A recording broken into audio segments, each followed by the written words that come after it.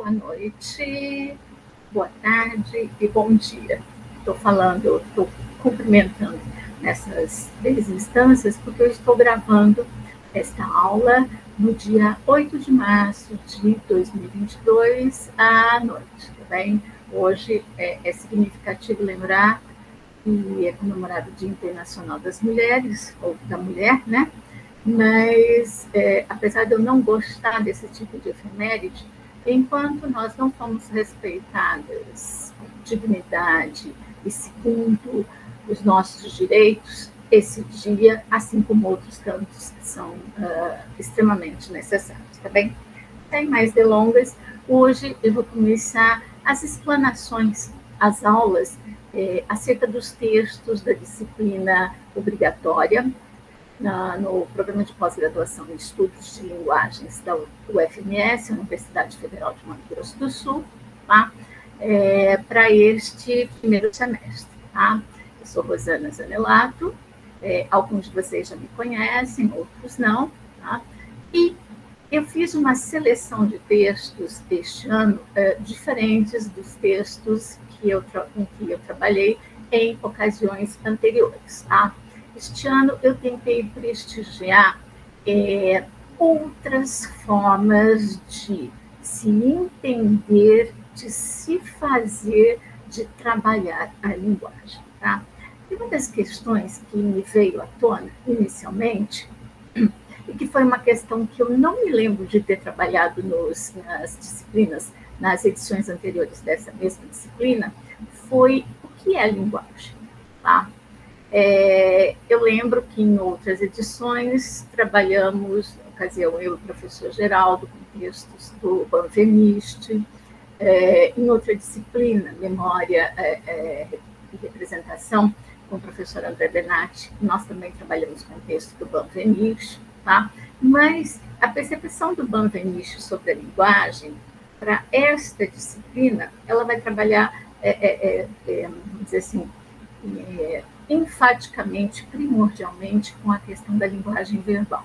Tá? Então, eu queria trazer um conceito, queria trazer uma ideia que estivesse para além da linguagem verbal. Então, saí a carta de textos e, como alguns de vocês já sabem, gosto muito de dicionários. Tá?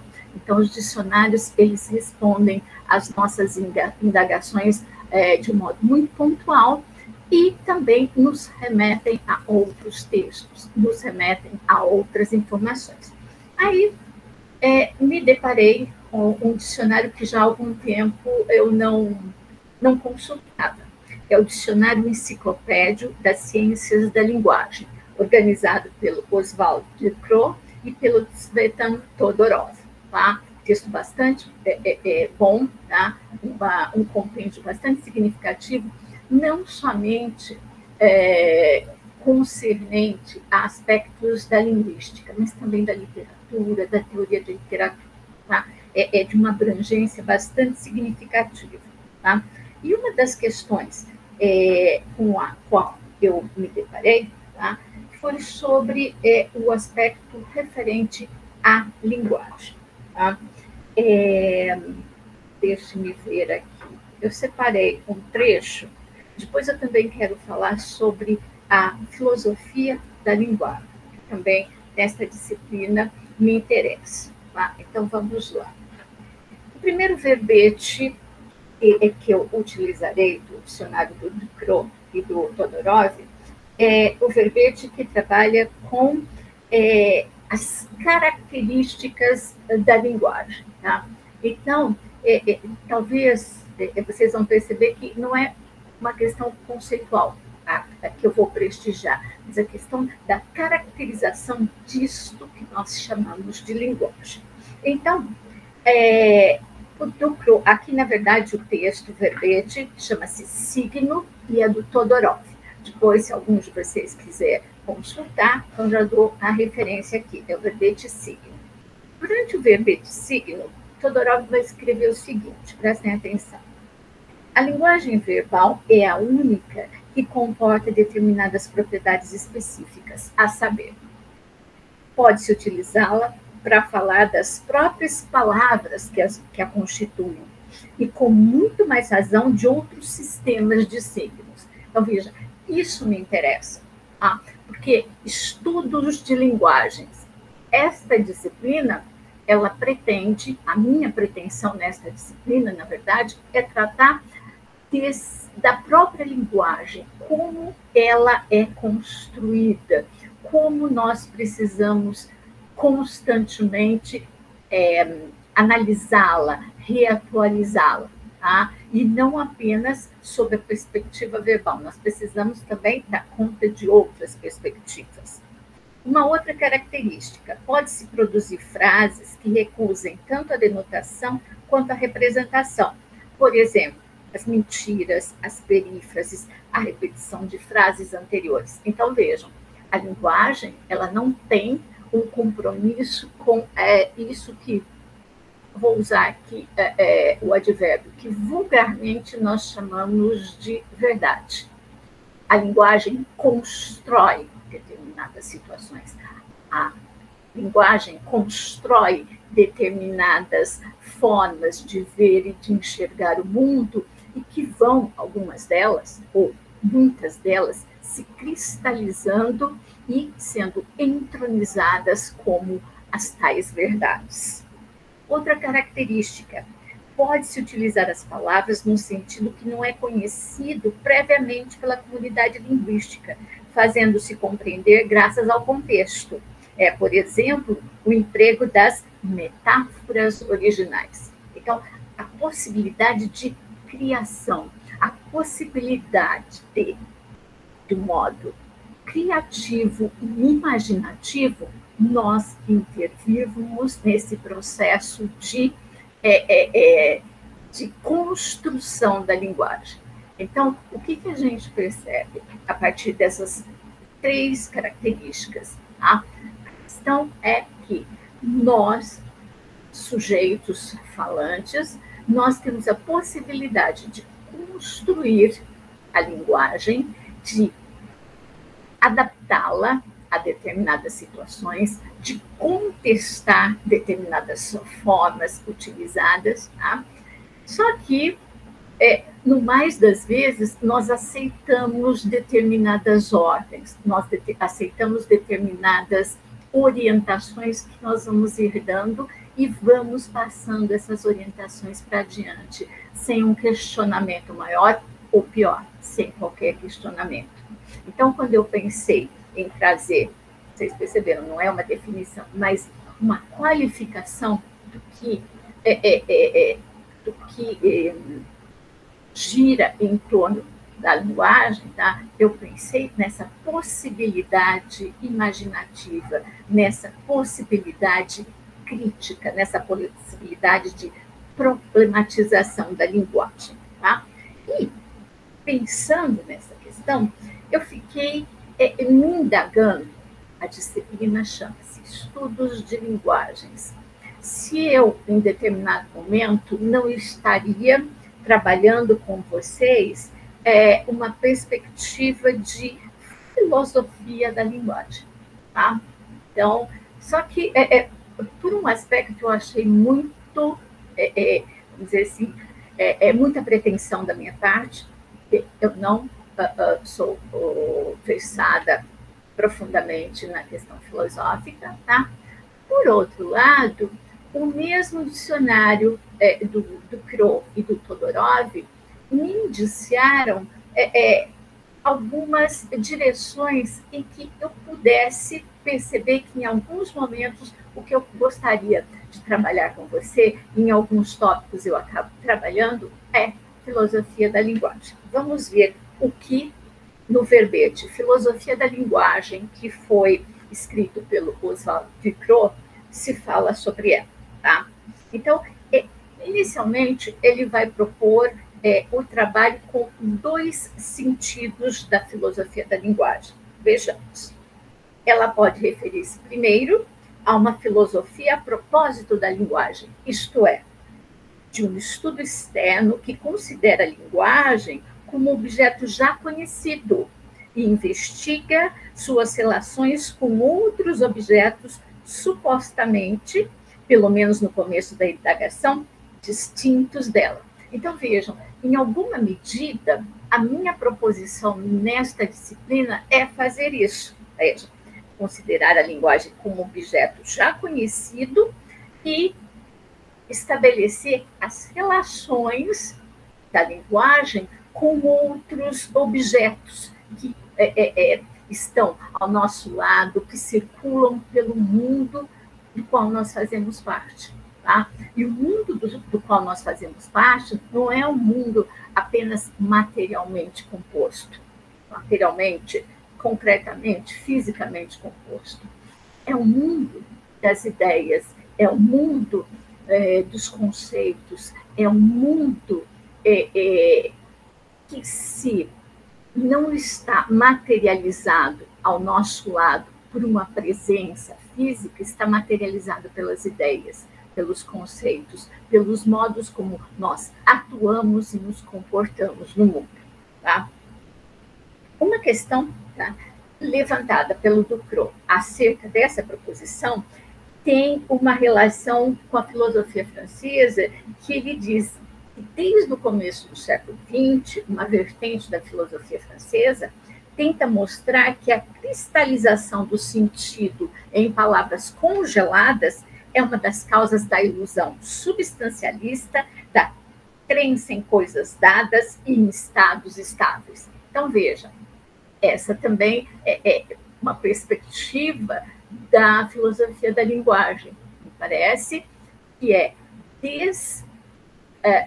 desorientar, né, no sentido de desorientar, não desencaminhar, mas propor que algumas setas indicativas, que alguns caminhos já propostos talvez não sejam mais adequados, talvez não sejam hoje os melhores, talvez não sejam aqueles que nos definem e que sejam passíveis de nos guiar nestes tempos. Então, vejam que aí a cristalização das ideias é preciso que nós as problematizemos.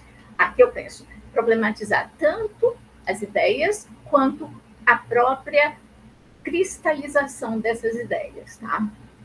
Outra atitude, né, presente, outra atitude na filosofia da linguagem é que a linguagem ela acaba nos fornecendo a dupla possibilidade de agir sobre o outro e perpetuar a lembrança dessa ação, possibilidade que está no próprio fundamento da história. Tá? Então, mas não me parece que a questão aqui é de perpetuar, mas a questão para mim é de desestabilizar, é de desconcertar. Vocês percebam que eu estou usando aqui com uma certa, não tanta frequência ainda, porque nós estamos no início, eu estou no início da minha preleção, mas o prefixo de desmontar, de desmantelar, de desorganizar para propor uma nova reorganização, ou para propor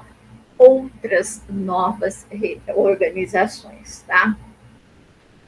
Uma outra questão, e aqui o Ducrot cita um diálogo chamado Laques, que é do Platão. Tá? Vocês devem se lembrar que todos os diálogos platônicos têm como protagonista o filósofo Sócrates. Tá? E os diálogos, ao modo do texto dramático, não, eles vão sendo conduzidos por esse Sócrates platônico em torno de um determinado tema. Esse diálogo Laques, ele vai girar em torno da questão da coragem. O Ducrot vai fazer referência ao início do diálogo, tá? Quando dois interlocutores, dois sujeitos que não são Sócrates, começam a perguntar, começam a se indagar se a esgrima, tá? A arte da esgrima, é capaz de tornar alguém corajoso ou não. Tá? Aí o Sócrates intervém, ao mesmo tempo, e aí eu uso as expressões aqui do Ducrot, tá? A intervenção de Sócrates, ao mesmo tempo em que dá ao problema suas dimensões filosóficas, transforma-o também em problema da língua. Ele pergunta: qual é o sentido da palavra coragem? Pergunta Sócrates. Trata-se de procurar uma significação geral, de onde seria possível deduzir todos os empregos particulares do termo. Então, vejam, coragem. O diálogo versaria sobre formas de reconhecer ou de tornar um sujeito corajoso. Mas o Sócrates retorna a um ponto anterior. O que é a coragem? O que é ser corajoso? Se nós tomarmos a palavra coragem a partir do latim, nós vamos lembrar do quê? Do cors, do coração. E num percurso de transformação, nós perceberemos que coragem é aquele que tem um coração forte, um coração capaz de aguentar determinadas situações. Tá? Então, vamos pensar nesse diálogo, mas vamos pensar também para além disso. Será que o sujeito corajoso, ele é corajoso porque ele aguenta fisicamente determinadas provações, porque ele aguenta determinadas, vamos dizer assim, determinadas armadilhas materiais da vida, ou porque ele também se sustenta em outras situações nas quais a grande questão não é física, a grande questão não é material, mas é uma questão de comportamento, uma questão de dignidade. Então, vejam, o que é o coração forte aí? Sicordes, tá? O coração em latim, tem uma relação direta com o pulsar desse membro que compõe o corpo humano. A coragem já sai desse universo material para ingressar num outro estágio. Tá? Então, vejam, essa é uma das questões que me incomodam quando eu trato, quando eu trato do tema linguagem. Tá? O que são essas palavras? Em que momento elas são utilizadas? Por que elas são utilizadas? Será que estas ou aquelas são as únicas formas de eu tratar essas palavras? Tá? Então, isso me incomoda bastante. Tá? Assim, por exemplo, como incomodou ao Sócrates platônico, falando aqui nesse sentido. Então, eu não sei em que medida, tá? Eu estou trabalhando com filosofia da linguagem, na disciplina Estudos de Linguagens, ou eu gostaria de trabalhar nessa perspectiva. Tá? Por isso eu fiz essa pequena introdução, tá? Trabalhando com algumas características, expondo algumas características acerca da linguagem e explorando brevemente uma percepção do que seja a filosofia da linguagem. Tá? O texto que eu selecionei para expor para vocês, para trabalhar com estudo dirigido hoje, é um texto do filósofo e pensador brasileiro, pensador indígena, Ailton Krenak. Esse texto está num compêndio chamado A Vida Não é Útil. Tá? É um livrinho, eu digo que é um livrinho porque ele é pequeno, mas o que esse livrinho carrega de possibilidades reflexivas, tanto para as questões pertinentes à linguagem, quanto a questões referentes à história deste país, à cultura deste país e as situações que até hoje se repetem neste país, é grandiosa. Tá? Então, vale a pena que conheçam para além deste texto que eu selecionei para hoje, se chama A Máquina de Fazer Coisas. Tá? Antes de continuar, também vocês sabem, antes de eu entrar no texto sobre o qual eu vou dissertar mais detidamente, eu tenho algumas reflexões, inclusive para me orientar. Por que eu preciso falar? Por que eu preciso ler o texto escrito, tá? Inclusive para mim mesma em voz alta, porque quando eu vou estudar, eu rabisco todo o texto, mas eu também o leio em voz alta, porque ouvindo a minha voz, ou ouvindo alguém falando sobre determinado texto, ou lendo determinado texto, parece que isso vai sendo melhor digerido, vai sendo melhor compreendido por mim. Tá? Eu não sei se com todos vocês, ou com a maioria, acontece isso, mas a perspectiva oral, tá? Essa tradição da oralidade, ela me é muito cara. Por isso, eu faço questão de trabalhar com os textos, com vocês, lendo trechos, tá? Apontando outros textos conexos, tá? Porque eu preciso me ouvir. Eu preciso pensar acerca daquele texto e de um modo em que eu me ouça e não ouça somente o texto, ou não leia, não fique somente naquele texto. Tá? A minha voz transforma esse texto em algo que me pertence de alguma maneira. Tá? Por isso, eu sou bastante, sou uma defensora, tá? Não faz tanto tempo assim, e graças à influência, graças à perseverança de um professor de vocês, o professor Wellington Furtado, na defesa da leitura em voz alta. Tá? Sempre gostei disso, mas o professor Wellington, ele trabalha, inclusive, com textos, fazendo essa defesa. Então, isso me é muito caro hoje. E, pensando no texto do Ailton Krenak, pensando nessa minha necessidade de ouvir o texto, eu me lembrei de um romance contemporâneo da língua portuguesa, literatura brasileira contemporânea, de uma escritora chamada Noemi Jaffe. Talvez alguns de vocês já tenham lido, ou pelo menos passado pelo nome dela, um romance chamado O que ela sussurra. Tá? Nesse romance, nós temos a representação da vida da Nadieita, tá? Eu não sei se estou pronunciando certo, porque é a pronúncia do russo, tá? Mas Nadieita, ela foi esposa de um dos grandes poetas russos do século XX, Ossip Mandelstam. O Ossip Mandelstam, aqueles de vocês que leram para a seleção do nosso programa O que é o Contemporâneo, do George Agamben, percebem que uma das discussões, uma das colunas, dos sustentáculos da leitura do Agamben acerca do contemporâneo parte de um poema do Mandelstam. Tá?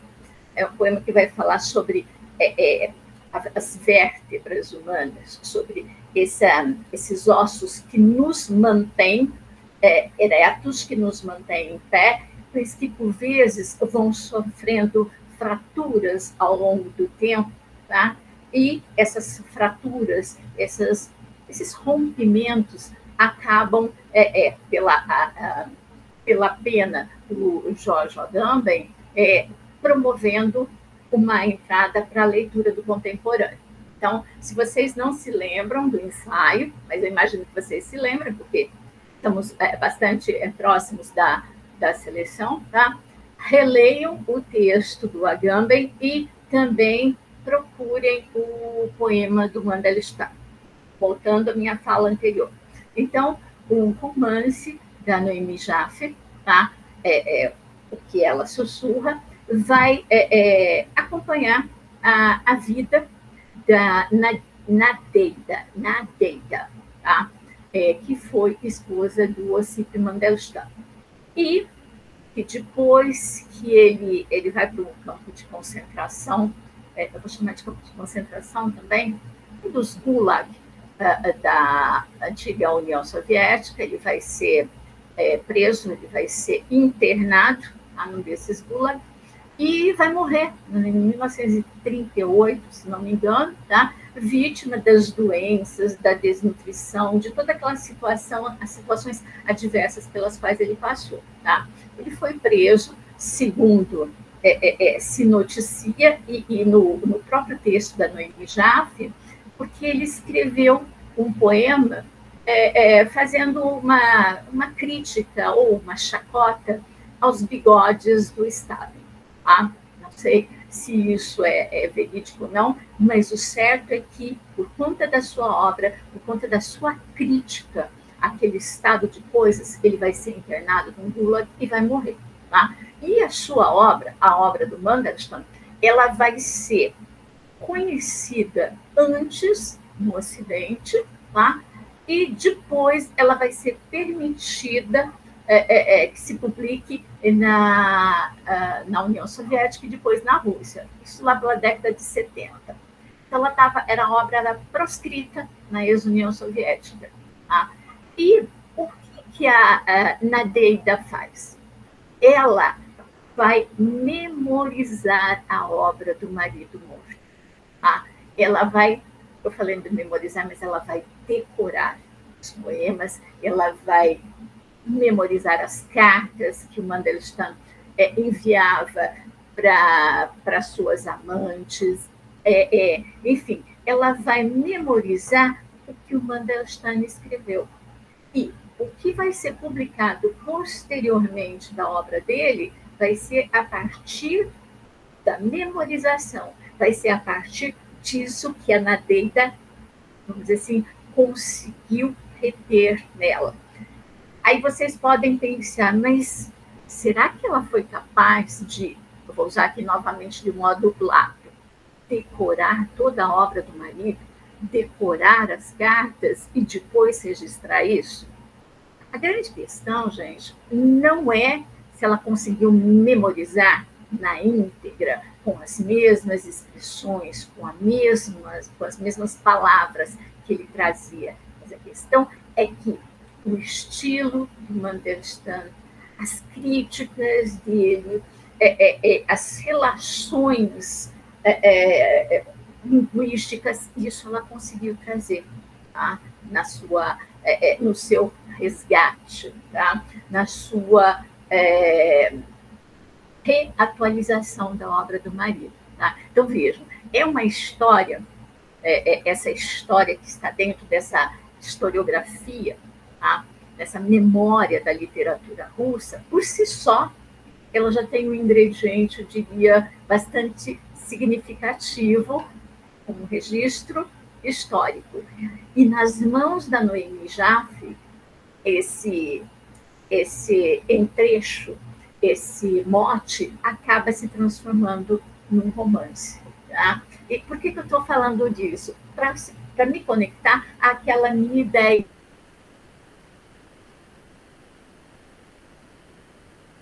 de que eu preciso ouvir a minha própria voz lendo, falando sobre um determinado texto, não para que eu decore páginas de um livro. Porque isso, vocês devem perceber, quem me acompanha, tá, sabe disso. Eu leio trechos dos textos, tá? Eu leio trechos da obra. Eu não somente